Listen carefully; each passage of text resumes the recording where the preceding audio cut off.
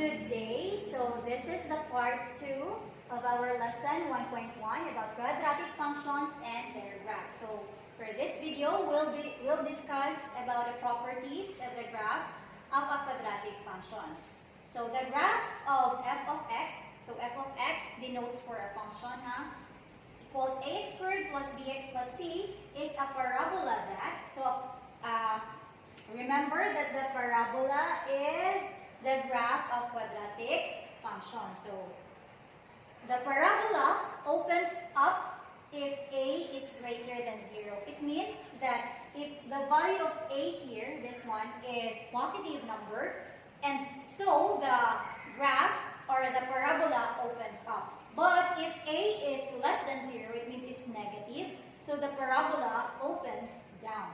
Okay, now the parabola is narrower than the graph of y equals x squared. We have this in our last discussion.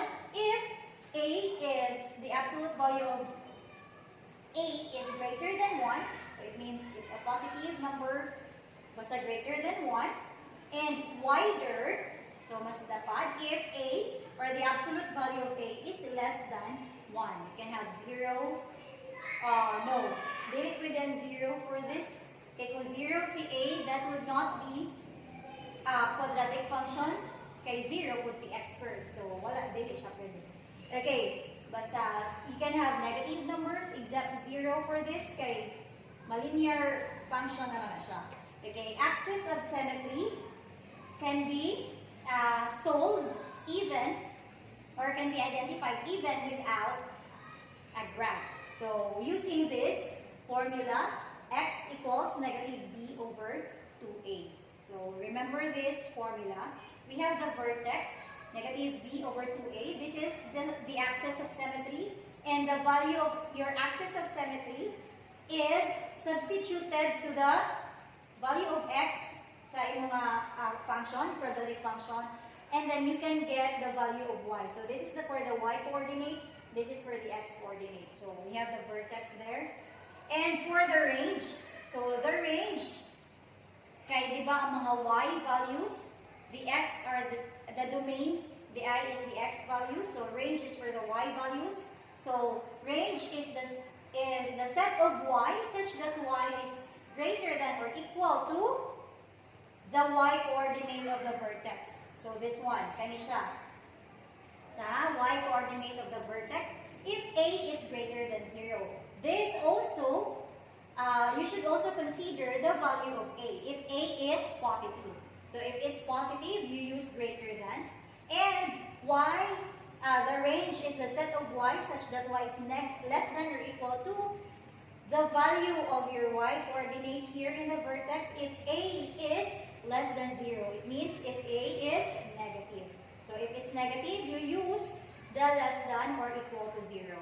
Okay, let's have example 1.1.6. Below is the graph of f of x equals 2x squared minus 8x minus 11. So we have here the graph of this function, or quadratic function. So in our previous lesson, we have discussed about sketching or graphing. So, diba, i-plot ang imo. But this time, we are given a graph.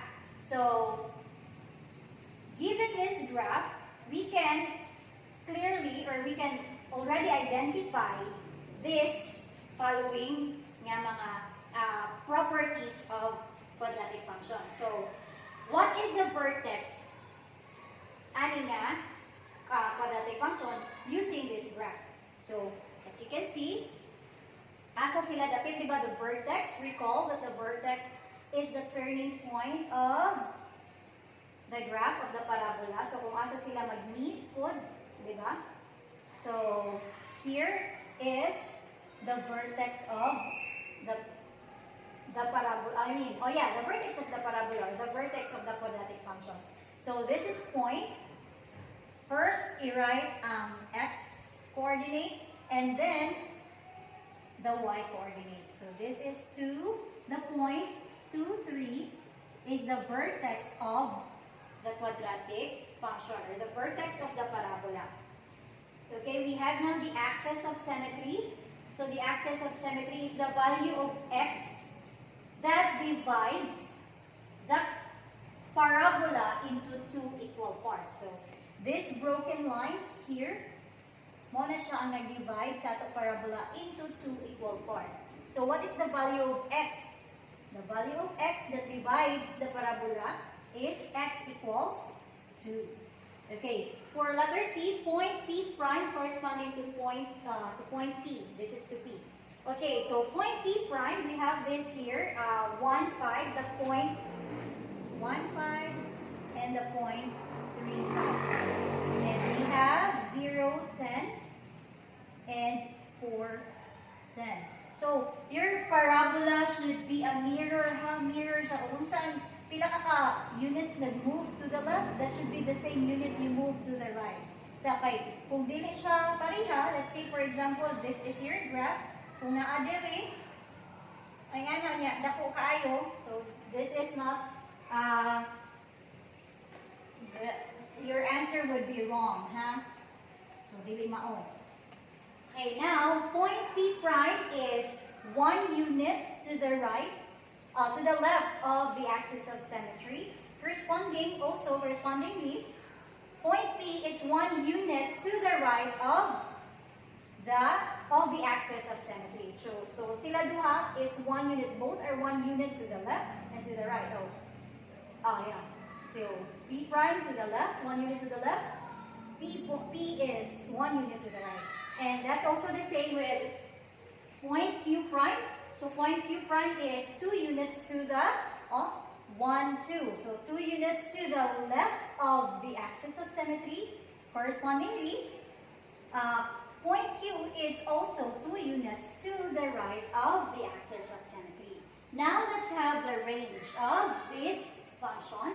So the range is the set of y such that y, since this is a positive number, so we'll use greater than or equal to the value of your y coordinate in the vertex. So if this is the x coordinate, this is the y coordinate, so you'll just put 3 here. So the range is the set of y such that y is greater than or equal to 3. So using this graph, we can see, so makita na to sa graph nga si 3 ra gyud ang pinakagamay niya nga value ni y. So ang y di na siya mo value og 2, kaya na pug kaayo ang iyang malali na ang forma. So any values of x kani si y mupadayon na siya dito, magpikadako siya nga magpikadako. Okay? So ang atong range is greater than or equal to 3. So mao na siya, dili siya mo less than kay pa up man ta. So the parabola opens up. Okay, that's for lesson, or for example, 1.1.6.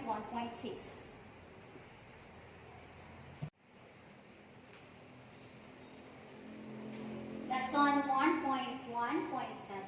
So let's answer this. Consider the function y equals 2x squared plus 4x minus y. So your quadratic function ha, tayo mapan mo nga. It can be denoted by f of x or y, or any letter. You can have g of x, h of x, so kana. Okay, so considering this function, we have to find the following: the axis of symmetry, the vertex, and the range. We don't have now the graph, so ato nan isolve. So how to solve for the axis of symmetry? Using the formula there. X equals negative b over 2a. So, sa ato kuan kay dire sa graph, di ba ang gibatan niya f of s equals ax squared plus bx plus c.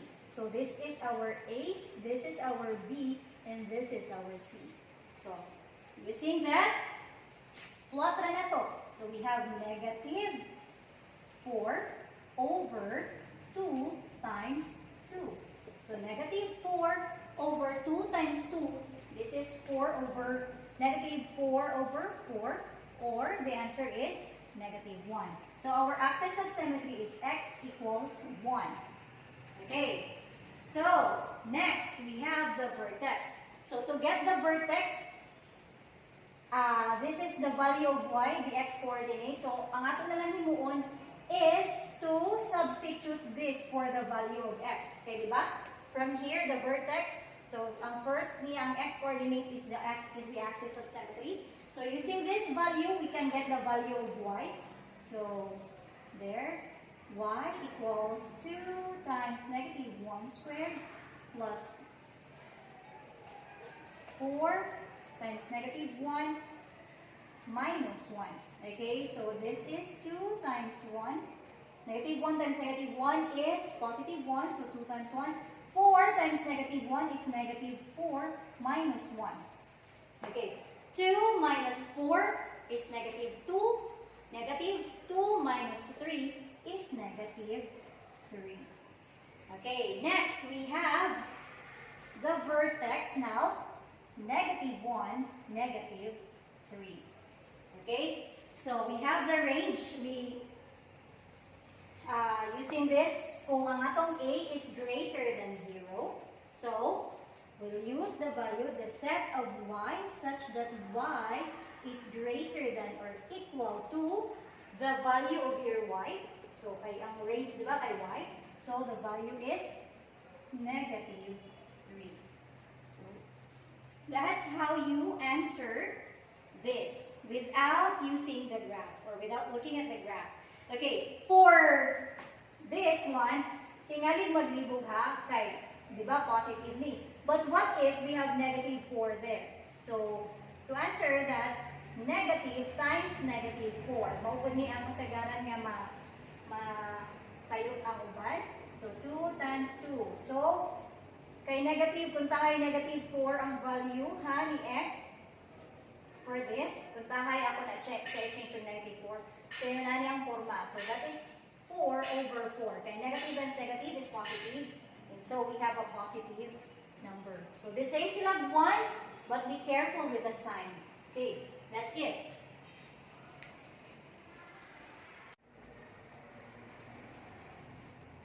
Example 1.1.8.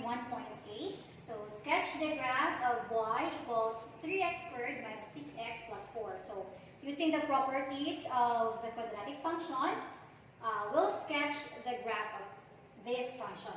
Okay, for the step 1, ako na lang gingani, wala na akong i-follow kung saan naka-write sa book.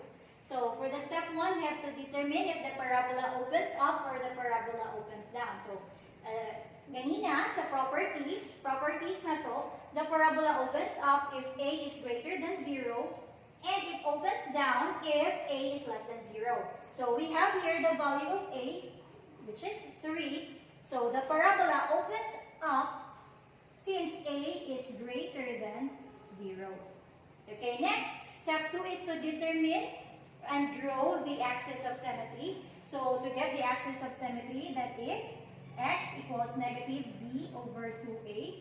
So, we have here our a, b, and c. So, pwede na din na in your right. Kung kaibaw na mo ha. So, we have here negative 6. So, negative times negative 6. Over, careful with the sign. Kay, sayop gani ang sign, sayop po na ang pag-plot. So, we have 2 times 3 for the value of a. So, 6 over 6. So, negative times negative is positive 6. So, this is 1. Our x-axis of symmetry is equal to 1. So, we have here the axis of symmetry.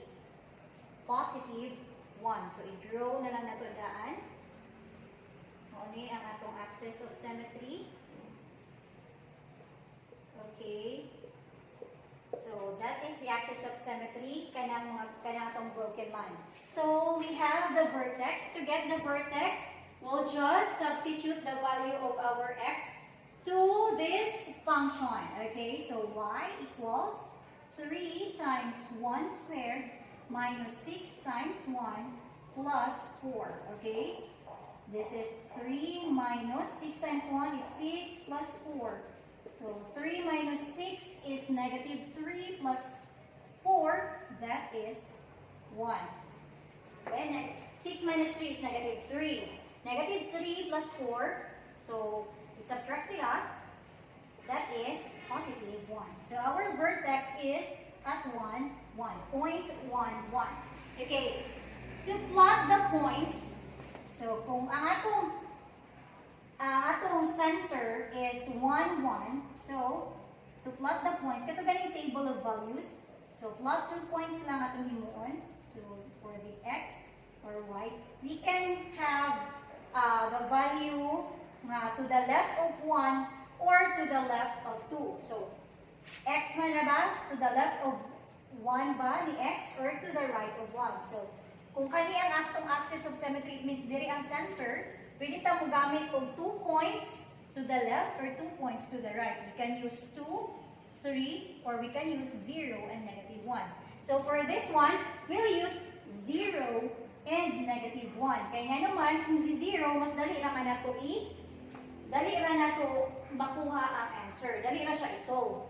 Okay, so when x is 0, y is, so this is 3 times 0 minus 6 times 0 plus 4. See? 0, 0, so y is 4. O, baliktad ang pagkasuwat. Baliktad ni. Okay, to the left, ang negative numbers. So, this is 0 and this is negative 1. So, kung sa ganito ang value ni y, when x is 0, the value is 4. Of course, kaya kung x is 0, so 3 times 0 is 0, 6 times 0 is 0. So, what remains is the 4. Okay, let's have negative 1. If x is negative 1, what is y? Y is 3 times negative 1 squared minus 6 times negative 1 plus 4. So, we have 3 times 1. Okay, negative 1 times negative 1 is 1. So, that is 3 times 1. Negative 6 times negative 1, that's positive 6 plus 4. So, we have 3 plus 6 plus 4 is 13. So, y is 13. When x is negative 1, y is positive 13. And what we will do is to plot this too. Okay? So, 0.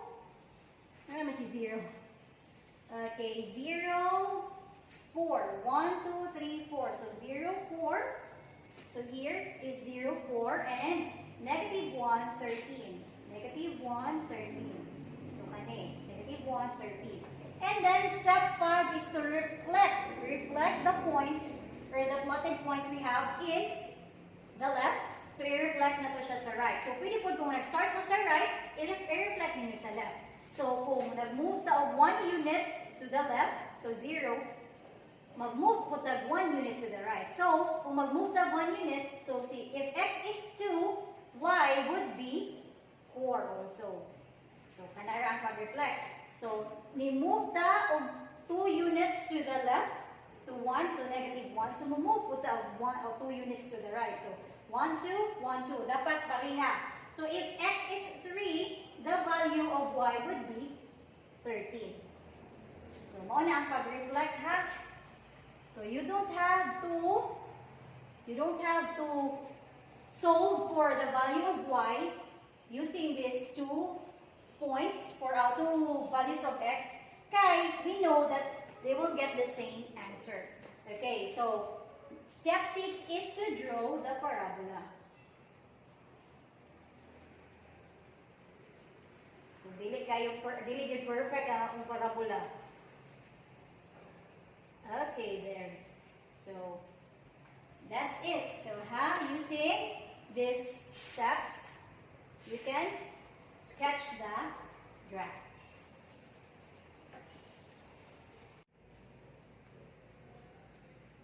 So, down to the last 2 examples for lesson 1.1.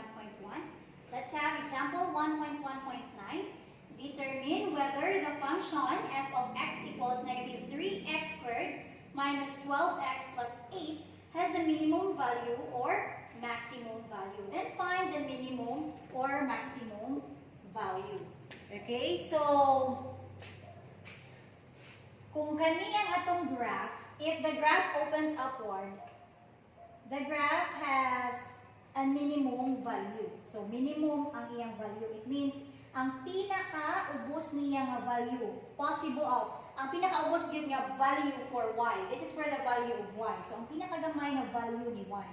If the parabola opens downward, this is the maximum value or the maximum value of y. So, maximum upward, downward, and minimum for upward. And when can we have a minimum, when can we have an upward graph? If A is greater than 0. So kung si A greater than 0 ang iyang parabola, di ba ito na kanina sa properties, ang parabola niya is upward. So kung A is greater than 0, minimum ang iyang value. Na siya yung minimum value. But if A is less than 0, meaning the value if A is negative, so the graph opens downward and it has a maximum value. Okay? So, for this example, we have the function f of x equals negative 3x squared minus 12x plus 8. So, kana lang ato tanaw, we can determine right away that the function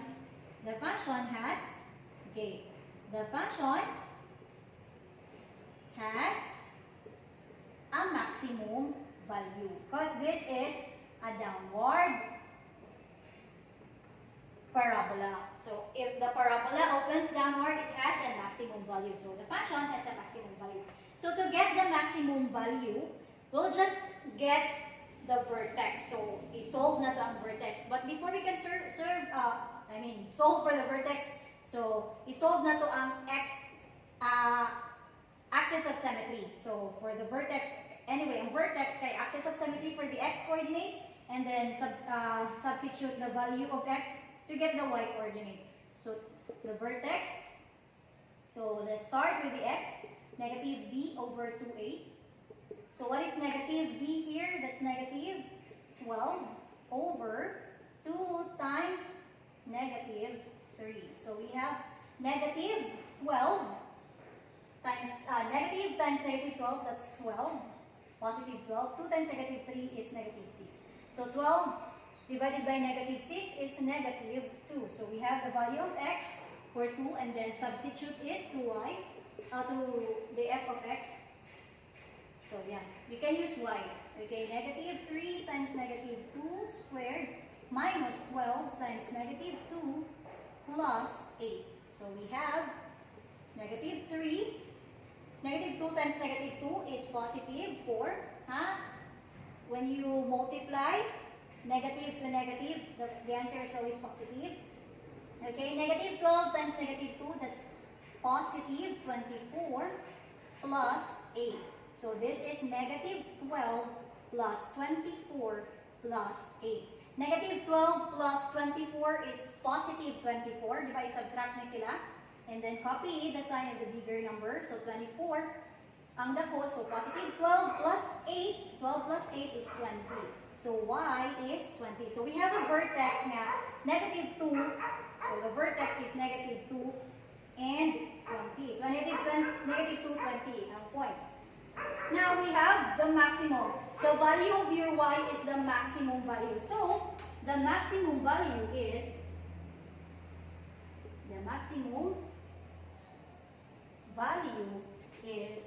y equals 20. Okay, there. Or we can use f of negative or f of negative 2. Kani? F of negative 2 equals 20. Okay. So, just remember if it's negative, that is maximum. If it's positive, that is minimum. Kaya ang graph, even dili pa na to i-sketch, it opens downward. So, mo ni ang graph sa kanina function. So, here is the maximum value niya, which is the maximum value of that is 20. Okay, let's have the last example. 1.1.10, this is now the application in the real world. So we have here, I'm just gonna read from the book. Okay, wala na ko gi-write. So the suspension cable, this one, okay, the suspension cables between the two towers. Actually, this is the tower. Sorry, I'm not really good at drawing, so yeah. So kung kani ang tower, the two towers, so kani ang suspension cables of a hanging bridge from a parabola. So there, this example of a parabola, right? So that can be modeled by the graph of this. Y equals 0.05x squared plus 1, where x and y are measured in meters. So, ang answer na is meter. Ang iyang unit of measurement. So, what is the height of the cable above the roadway at its lowest point? So, this is the roadway. Kaniyang roadway. Unsa ni siya ka-layon at its minimum point. Let's say, for example, or lowest point. This is the lowest point since this parabola opens up, diba? So, what is the height of this from kani-kani, ang lowest point niya? Let's say this is the lowest point of this cable, of this parabola.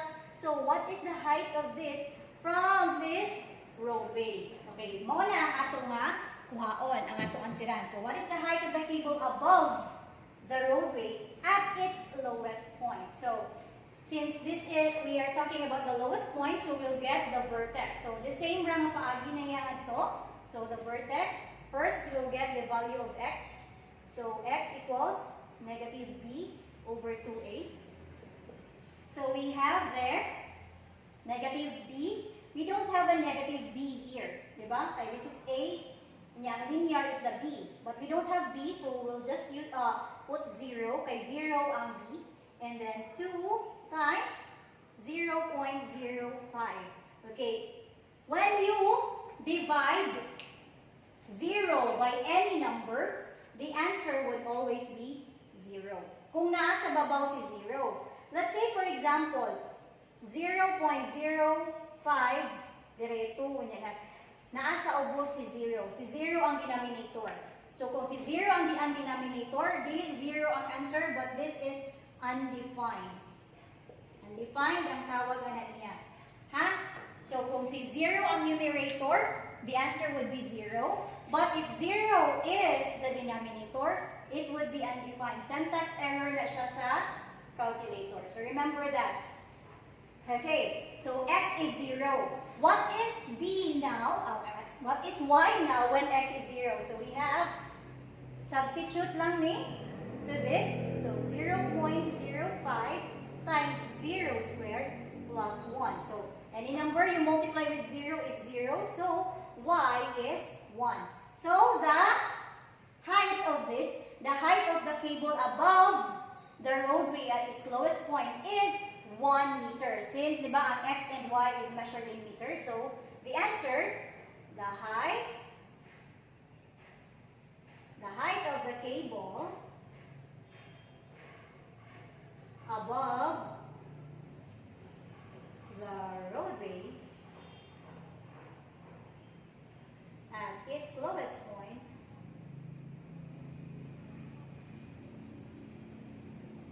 is 1 meter. So that's it. That's how you get the value, the minimum or maximum value. So you solve for the vertex, and the value of y would be your minimum or your maximum value. If the parabola opens downward, you have the maximum value there, but if it opens upward, you have the minimum value or the lowest value. Okay, it means diha ra siya kutob, mo na siya. Okay, so that's it for our lesson 1.1. So we're finally done with lesson 1, quadratic functions and